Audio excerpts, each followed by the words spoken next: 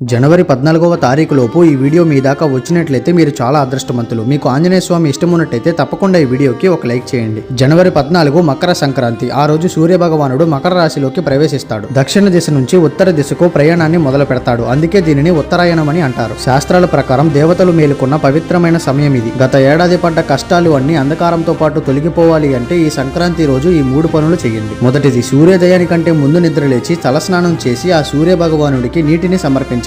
ఇది మీలో ఆత్మవిశ్వాసాన్ని పెంచుతుంది. రెండవది, ఆ రోజు మీరు చేసే దానం కొన్ని వేల రెట్ల ఫలితాలను ఇస్తుంది. పేదవారికి దుప్పట్లు లేదా నువ్వులు, బెల్లం దానం చేయండి. మూడవది, కొత్త పనులు లేదా కొత్త నిర్ణయాలు తీసుకోవడానికి ఇదే మంచి సమయం. మీ కోరికలు అన్ని ఒక పేపర్ పైన రాసి ఆ సూర్యుడికి చూపిస్తూ ఆ సూర్యదేవుడి మంత్రాన్ని జపించండి. ఆ రోజుగానే మీరు ఈ 3 పనులు చేశారు అంటే ఆ సూర్యదేవుడి కృప వల్ల మీ లైఫ్ మొత్తం చేంజ్ అయిపోతుంది. సర్వే జన సుఖనో భవంతు. అలాగే మీకు ఎటువంటి జ్యోతిష సమస్యలు ఉన్నా ఇక్కడ కనబడుతున్న గురువుగారి నెంబర్కి కాల్ చేసి మీ సమస్యలకు పరిష్కారం తెలుసుకోండి.